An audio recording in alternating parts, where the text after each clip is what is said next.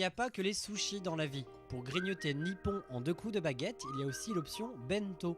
Impossible à Paris d'échapper à cette fameuse lunchbox japonaise. Plein de mets variés disposés dans les casiers d'un plateau repas, vos baguettes qui envoient de toutes les couleurs, on adore ça. Avant de vous filer mes 3 meilleurs bento mini prix, je vous emmène d'abord tester la version chic de chez Kai, une adresse discrète pour initiés. On est chez Kai, un petit restaurant japonais de la rue du Louvre, dans un écrin du meilleur zen avec de très beaux matériaux. Et puis aujourd'hui, je déjeune avec mon amie Mitsuko, l'une de mes meilleures amies japonaises d'origine. Alors, au déjeuner, il y a plein de choses possibles.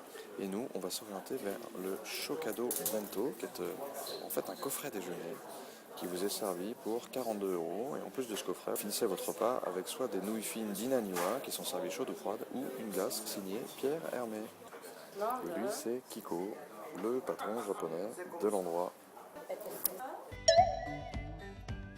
Le bon détail dans ce restaurant, c'est l'attention portée à tous les détails, c'est-à-dire une très jolie vaisselle, des petits plateaux en bambou pour soutenir votre tasse de thé, de jolies théières en fonte. C'est l'art du raffinement japonais poussé à son maximum. Et la fameuse boîte nous arrive. Waouh! Et admirez ces jolis petits plats précieux.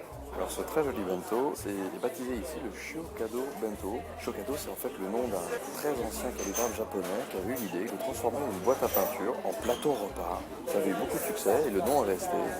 On va commencer avec un tempura qu'on trempe dans cette petite sauce soja avec le radis blanc râpé. Parfait. On met un petit peu de wasabi pour relever l'ensemble.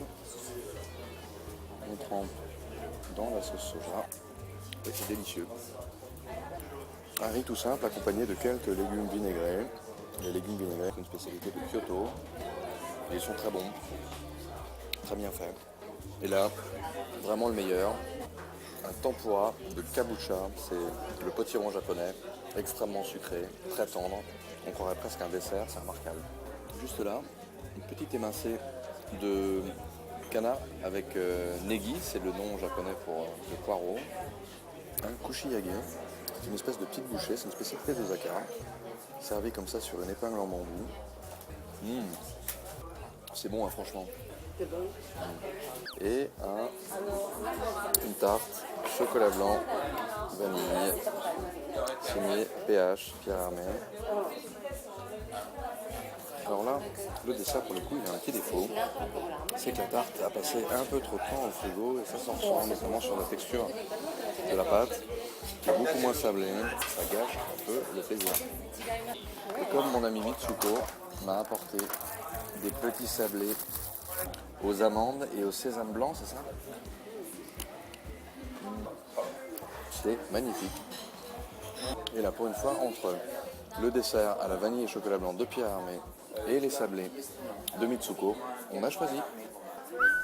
L'addition que voici, bien 2 Shokado Bento, 84 €, 2 thé vert sencha, 12 €, total 96 €. Nous on dit pour ce bento, banco. Bonbon pour Kai, qui sert indiscutablement l'un des meilleurs bento gastronomiques de la capitale. On aime l'atmosphère zen et élégante, l'accueil enjoué du patron Kiko, même si on se serait bien passé de la tarte vanille de Pierre Hermé au goût de frigo.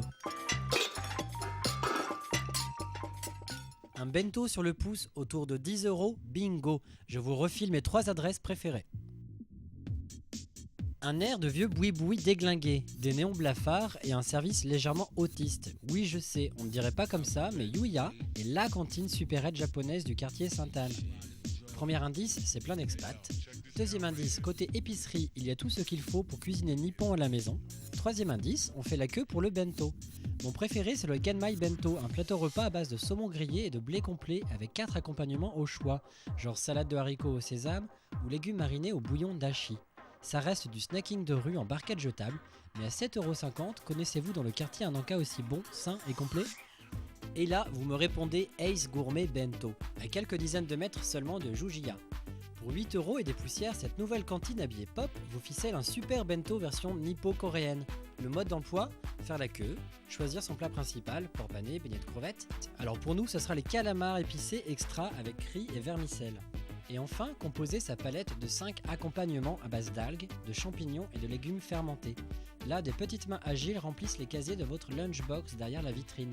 On ajoute une soupe miso et une salade de fruits frais et hop, voilà votre super bento pour un aller-retour Séoul-Tokyo sur un plateau.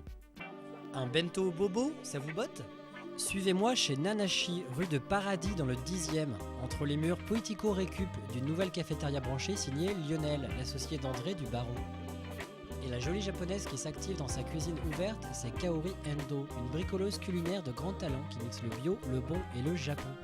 Pour un déj détox, rien de tel que le bento veggie à 13 €, soit 2 casiers pour un joli foutoir composé de tofu grillé, relevé d'une belle sauce miso aigre douce, de graines germées, de crudités, de légumes marinés et de céréales complètes assaisonnées selon l'humeur de la chef.